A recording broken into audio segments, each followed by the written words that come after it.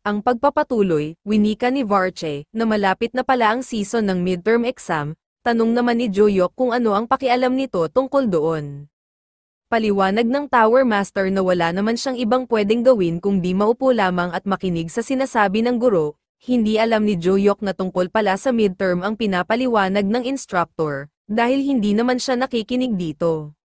Sinabi ni Instructor Igol na dapat ay alam ng lahat na ang midterm exam ay mahalaga, dahil kung sino man ang makakuha ng mababang score sa midterm at final ay maaaring matanggal sa academy. Dagdag pa ng guro, na kaya't siguraduhin nilang mag-aaral silang mabuti sa written at practical exam, kung ayaw nilang matanggal agad ng maaga. Napaisip ang ating bida dahil wala siyang problema sa practical exam, subalit sa written exam ay hindi siya sigurado. Pero hindi siya pwedeng matanggal sa academy hanggat hindi pa siya nakakapasok sa Great Forest Eye, kaya't kailangan niyang magseryoso dito. Agad niyang tinanong si Varche kung palagi ba itong nakikinig sa klase. Sumang-ayon naman ang Tower Master. Sinabi ni Joyok, kung ganun ay siya ang kukuha ng exam para sa kanya, na labis naman ikinagulat ng Tower Master. Dagdag pa ng binata, kapag minarkahan niya ang sagot ay sasabihin lamang nito kung tama ba ang sagot niya. Subalit nag-aalinlangan ng Tower Master dahil ang ganung paraan ay hindi patas para sa ibang estudyante. Malademonyo naman sinabi ni Joyok na paano hindi naging patas, sumusunod lamang siya sa utos ng Tower Master bilang isang constellation kaya't gawin na lamang niya ito para sa kanya. Kasabay nito ay winika ng instructor na dito na nagtatapos ang kanilang klase, nang naghahanda na para umalis si Joyok ay agad na lumapit si Arin sa kanya, tanong nito, kung may training pa din ba sila ngayon, dahil gusto niya nang matutunan ang paraan ng binata sa paggamit ng espada. Sinabi ng ating bida na inaasahan niya na sasabihin niya iyon, dahil simula nang nagkasama sila sa training ay hindi pa ulit ito humahawak ng espada, subalit ang ituturo niya ay hindi swordplay o blade technique, sa halip ay kung paano ang tamang paghawak ng espada. Sa isip-isip ni Joyok ay ito na din ang panahon para sa kanya mag-ensayo sa espada. Sinabi niya kay Arin na pumunta ito sa sparring stage malapit sa training center na labis ikinatuwa ng dalaga. Sa Valhalla sparring stage, tanong ni Joyok kung kailan pa ito huling nag-ensayo ng kanyang espada. Tugon nito na halos kalahating buwan din simula nang nagkasama sila sa training. Sinabi ni Joyok na hugutin nito ang kanyang espada. Mabilis naman sinunod ng dalaga ang sinabi ng binata. Dagdag pa nito na habang pinaiigting mo ang iyong mga daliri ay dapat matatag mong hawakan ang iyong sandata. Sinubukan naman gawin ni Arin ang mga sinabi ni Joyok, nang nagawa niya ito ay namangha siya dahil hindi pa siya gumagamit ng mana, subalit nararamdaman niya na ang buong espada ay ligtas at matatag, kaysa hawakan ito ng dalawang kamay. Sinabi ng ating bida na simulan na nito sumugod, ayos lang kahit lagyan niya ng mana ang espada o kahit ano paman. Mabilis na naghanda si Arin sa pag-atake gamit ang kanyang buong lakas. Sa pagtatama ng kanilang mga espada ay walang kahirap-hirap itong sinalag ni Joyok, winika nito na mas bumilis na ang dalaga kaysa dati, subalit huwag ito gumamit ng sobra-sobrang mana sa pagwasiwas lamang sa espada. Naintindihan naman agad ito ni Arin at sumang-ayon sa winika ng binata, at sabay nagpakawala ng isang atake na gawa sa mana aura, na nakangiti lamang na iniwasan ni Joyok, wika nito, na malakas ang atake na iyon. Subalit kapag gumawa ka ng ganong atake ay iikot mo pa na kaunti ang iyong katawan, sabay was-iwas ng espada na halos magpatalsik sa dalaga, wika pa nito, na sumugod lamang ito at huwag magpapahinga, muling umatake si Arin patungo sa binata ngunit madali lamang itong nasasalag ni Joyok. Habang umaatake ay naiisip niya na nararamdaman niya na siya ay mas lumakas na at ito ay dahil sa training na ginagawa nila ng ating bida. Makalipas ang ilang oras, sinabi ni Joyok na sapat na ito para ngayong araw, dahil ilang oras na din silang nag-e-ensayo, napaupo na lang si Arin dahil sa sobrang pagod, naisip niya na mas palido na ang paggamit niya ng kanyang blade technique at hindi ito may kukumpara noong panahon ng entrance ceremony. Subalit siya ay nadidismaya dahil hindi man lang niya nagawang galusan ang ating bida, ngunit iyon mismo ang dahilan kung bakit siya nagpumilit na turuan ito, kaya't nagpa siyang lapitan ito at tanungin kung maari ba silang mag-sparring ulit sa susunod. Sa isip-isip ng ating bida ay ang makasparring si Arin ay labis na makakatulong sa kanila, dahil sa kabila ng pagiging lutang ng dalaga ay masasabi niyang may talento ito, at ang turuan ito ay labis siyang nasisiyahan. Subalit nagtataka ang ating bida dahil simula pa lamang ng entrance exam ay pamilyar na sa kanya ang pamamaraan ng dalaga sa paggamit ng espada, ang tanging naiba lamang dito ay ang breathing technique nito. Pero kahit ano pa man ang teknik na ito ay natutulungan pa siya nito na maalala ang nakaraan niya, dagdag pa nito na kung sa 300 taon niya nakilala si Arin ay kukuhain niya ito bilang isang disipulo. Dahil hindi sumagot ang binata ay tinanong niya ulit ito kung maaari ulit silang mag-sparring sa susunod. Mabilis naman tumanggi si Joyok dahil balak niyang asarin ang dalaga, subalit mabilis sumang-ayon si Arin, na labis ipinagtataka ng binata dahil ang bilis naman nito sumuko. Sinabi ni Arin na lahat ng sasabihin ng binata ay susundin niya ng walang pagdadalawang isip, dahil kapag sinunod niya ang mga payo ni Joyok ay siguradong magiging malakas siya. Sinabi ng ating bida na kung ganun ay sapat na ang training natin para ngayong araw. Makalipas ang 2 linggo, sa Valhalla Arena. Namamangha si Soyeon sa dami ng tao dahil ito pa lamang ang unang beses niya makapunta dito simula ng entrance exam. Si Seyok naman ay di makapaniwala na dadagsain ng tao ang ganong klase ng event.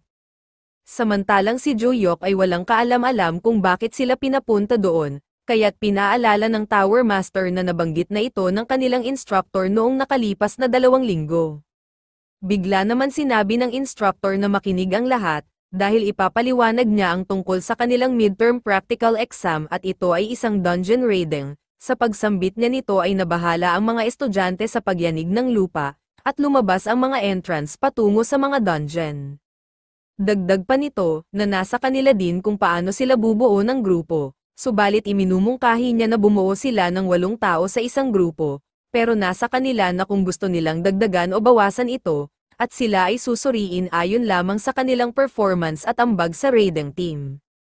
At ang pamantayan para sa disqualification ay ang mabigong makapasa sa itinakdang oras, pahabol nito na ang hirap ng dungeon ay isang F-rank, at sabay winikang maaari na silang magsimula. Agad nagkagulo ang mga estudyante upang bumuo ng kani-kanilang grupo. Sinabi ni Instructor Igol na katulad ng inaasahan nila na matataranta ang mga estudyante, subalit kahit papaano ay may nakapukaw pa din sa atensyon ng instructor. Ito ay si Soyeon na abala sa kanyang grupo. Sinabi ng dalaga na kulang sila ng damage dealer kaya't inutusan niya ang kanyang mga kasama na maghanap pa ang mga ito. Sa isip-isip ng dalaga ay hindi niya kailangan maghanap ng kasing husay niya, dahil ang 5 oras ay sapat na para sa 8 tao na tapusin ang isang F-rank dungeon. Ang tanging problema lamang ay kung paano mag-contribute ang bawat isa, ang kailangan niya lamang ay 6 na tao kahit hindi magaling basta't disente, dagdag pa nito na mukha lamang madali. Subalit ang mangibabaw sa iba ay sobrang hirap, sabay sabi sa mga kasama niya na pumasok na sila. Sa isip-isip ng instructor na ang lahat ng estudyante mula sa 5 major clan ay mukhang naiintindihan na ang layunin ng pagsusulit na ito, para naman sa ibang estudyante ay pumunta sila sa ibang partido at bumuo ng kada 8 grupo, subalit sa ganitong paraan ay hindi maiiwasan ang pag-aaway dahil ang grupong mabubuo ay hindi balanse. Sinabi ng instructor kay Instructor Igol na sa loob ng 30 minuto ay papasok na ang mga estudyante, kaya't maghanda na ito para sa pag-evaluate, na agad naman sinang-ayunan ng instructor. Napansin naman ni Joyok na nagsimula na mag-evaluate ang mga guro, binalak niya na sanang pumasok subalit napansin niya si Arin na hindi pa din kumikilos sa kinatatayuan nito. Kaya't nagpasya siyang lapitan ito at tanungin kung anong balak nito gawin sa buhay at hindi pa ito pumapasok. Winika naman ng dalaga na nag-aantay lamang siya sa utos ng binata at kung ano man ang sabihin nito ay gagawin niya. Labis naman kinilabutan ng ating bida sa mga pahayag ng dalaga, naisip niya na anong nangyayari dito, dahil simula nang huli silang nag-sparring ay nakikinig agad ito sa mga sinasabi niya. Winika ni Joyok na papasok siya mag-isa, kaya't maaari niyang gawin kung ano man ang gusto niya, tugon naman ni Arin na kung ganun ay papasok na lang din siya mag-isa. Sinabi ng binata na bahala ito, dahil hindi naman ito ganun kahirap. Habang pinagmamasdan si Joyok papasok ng dungeon, ay napansin naman siya ng ibang estudyante na mag-isa lamang ito at wala pang grupong kinabibilangan. Napagpasyahan nilang lapitan si Arin at alukin itong sumali sa kanila dahil sila ay kulang pa ng isa, subalit walang pag-aalinlangan itong tinanggihan ng dalaga at winika sa mga ito na papasok siya mag-isa. Labis naman nagulantang ang estudyante sa pahayag ng dalaga, sinabi nito na maaari lamang siyang matanggal kapag ginawa niya iyon, tugon naman nito na kakayanin niya ito, dahil sinabi sa kanya ni Joyok na hindi naman ito ganun kahirap, sinubukan pa sana ng estudyante na pigilan ito subalit wala na siyang nagawa. Sa Valhalla Arena Monitor Room, nagsimula na mag-evaluate si Instructor Lee sa mga estudyante. Mula sa Class B na si Gyeong Hyun ay nakakuha lamang ng 2 puntos, si Yeji Bae naman nakakuha ng 3 puntos, at si Jun So-yeon 1 puntos lamang ang nakuha. Sa isip-isip ni Instructor Igol na wala pa din ipinagbago si Instructor Lee sa pamamaraan ng pag-evaluate, dahil kung hindi ka pamilyar sa paraan nito ay iisipin ng iba na masyado lamang itong nagmamadali. Subalit ang mga gradong binibigay nito ay accurate at walang pagkakamali. Si Sang-Cho Lee Combat Instructor ay isa dating legendary contractor. Sa panahon niya siya ay tinatawag na Clear Master na may dungeon completion rate na 99%. Kaya't siya lamang ang may higit na kaalaman pagdating sa dungeon raiding at makapagbigay ng grado higit kanino paman, na labis niyang kinahahangaan dito. Napahanga naman si Instructor Lee sa mga ipinapakitang husay ng mga bagong estudyante, lalong-lalo na sa mga mula sa 5 major clan, sa kanilang lahat ay lubos na nakatawag pansin sa instructor ay si So Yeon-yu.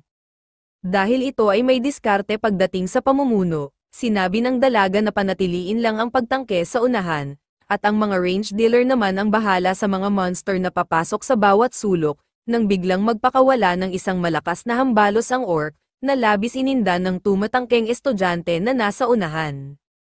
Napasugod si So-yeon upang tulungan ito, habang sinisigaw na wag nilang hahayaan na makapasok ang orc sa unahan at sabay sabi sa mga range dealer umatake ang mga ito upang mapaatras ito, naging epektibo naman ang plano, ang tanging nagawa na lang ng orc ay ang dumipensa. Nakita naman itong pagkakataon ng dalaga at sabay nagpakawala ng isang malakas na atake, dahilan upang mabilis na mamatay ang monster. Napahanga ang instructor kay So-yeon dahil ang mga strategy na ginamit nito ay nakalagay lahat sa textbook nila. Maayos nitong napamunuan ang kanyang mga kasama ayon sa mga kakayanan nito, at sa kanya manggagaling ang panghuling puntos, at bumuo siya ng grupo na ang mga miyembro ay nasa kalagitnaan na ng baitang upang matiyak na matatapos nila ang dungeon. Dagdag pa ng guro na kapag nagpatuloy ang dalaga sa ganitong husay na ipinapakita, ay di magtatagal ay makakabalik ito bilang isa sa top-rank student, kung hindi lamang ito natalo sa entrance ceremony, ay hindi bababa ang grado nito.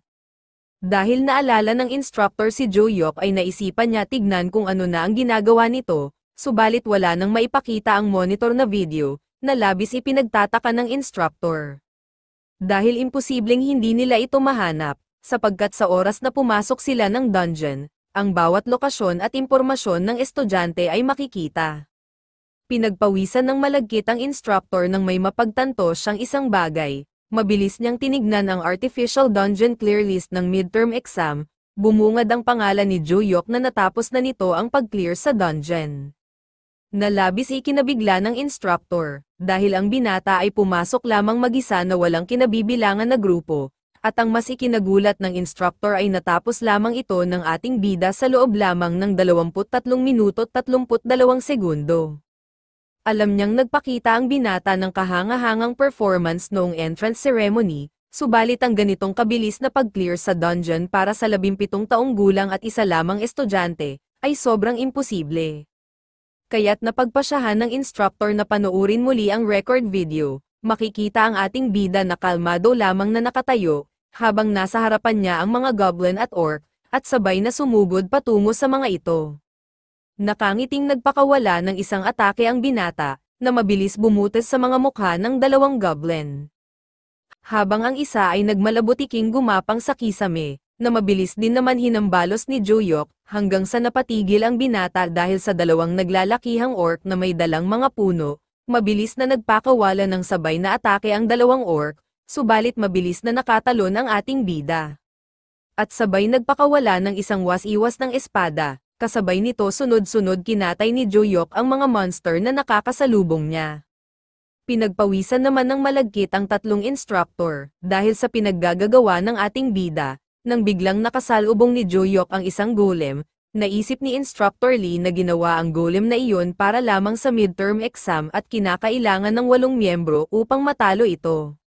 Nagsimula nang umatake ang golem gamit lamang ang kanyang kamay, habang si Joyok naman ay nakangiti lamang nag-aantay sa pag-atake. Nang makakuha ng tiyempo ay nagbigay ito ng isang atake na may naka-infuse na mana aura sa kanyang espada. Sa pag-atakeng iyon ay nagmistulang salagubang ang golem na nawalan ng ulo, napabuntong hininga na lamang si Instructor Lee sa mga ipinakita ng binata, napagtanto niyang sigurado na si Joyok ang makakakuha ng first place sa midterm exam. Sa paglabas ng mga estudyante ay makikitang labis ang hirap na mga pinagdaanan ng mga ito, ang iba naman ay masayang lumabas dahil sa kanilang tagumpay. Kahit ang mga estudyanteng mula sa 5 major clan ay makikitang labis din ang laban na pinagdaanan, baka sa mga ito ang mga gallows na hindi basta-basta ang pag-clear sa isang dungeon. Samantalang ang ating bida ay parang namasyal lang sa zoo na parang walang nangyari. Sa Professor's Lounge, taimtim na tinignan ni Instructor Igol ang resulta ng naganap na midterm exam, nang bigla niyang maalala ang napag-usapan nila ni Instructor Lee.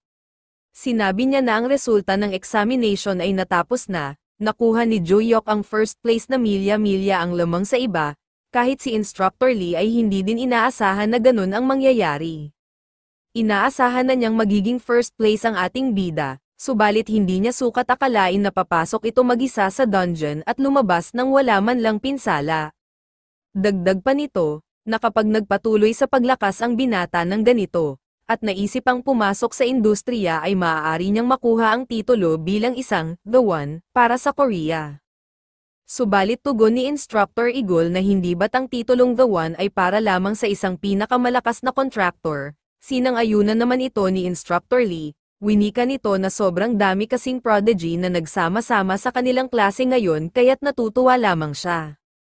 Sinabi pa ni Instructor Igol na mayroong pang isang pangyayari na hindi nila inaasahan, tugon naman ni Instructor Lee na kung si Arin Choi ba ang tinutukoy nito. Ang mga ginawa ni Joyok Kim ay hindi nakapani-paniwala, subalit hindi nila inaasahan na malalampasan ni Arin Choi si So Yeon-yu at makukuha ang pangalawang pwesto. Nagtataka ang instructor kung anong nangyayari sa dalaga, subalit pumasok din ito ng mag-isa sa loob ng dungeon.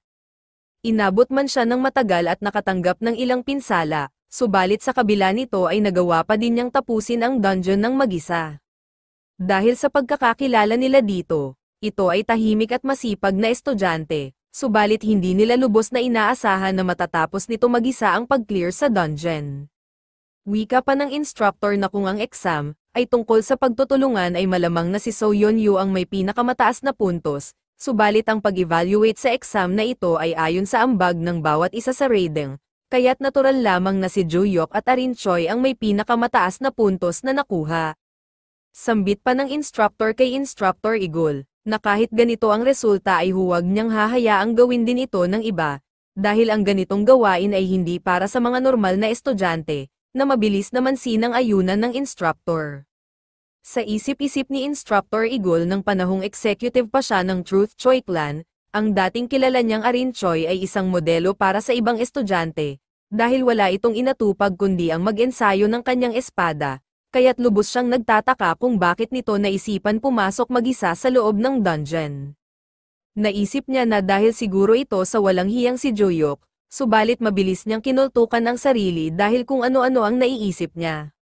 Sa sumunod na araw, abala ang mga estudyante sa pagtingin sa paskil ng mga nakapasa sa midterm exam, nakabalandre dito ang pangalan ni Joyok na nangunguna sa pagsusulit, na labis ikinainit ng ulo ng hangal na si Rockdale. Pasigaw niyang tinanong si Yuria kung nasa Korea na ba ang kapwa niya hangal na si Desera, na mabilis naman kinumpirma ng dalaga, sabay sabi nitong nais niya itong makita kaya't maghanda ang dalaga dahil sila ay lalabas ng paaralan. Sa Seoul Jamsil, makikitang dumating na si Rockdale kasama ang kanyang attendant na si Yuria. Masaya naman siyang binati ni Desera na matagal din silang hindi nagkita. Habang lumalamutak si Desera ng adobong pusa, ay walang masabi si Rockdale at naiisip nito kung hindi pa ba ito naghahapunan. Nang nakaramdam si Desera na natatakam si Rockdale ay sinabi niya dito kung sino ba ang sinasabi nitong Joyok Kim.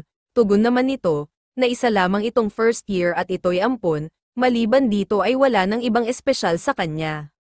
Nanlilisik namang sinabi ng hangal na si Desera kung maaari niya ba itong patayin, pinagpapawisan namang sinabi ni Rockdale na siya na ang bahala dito kung ano man ang gusto niyang gawin.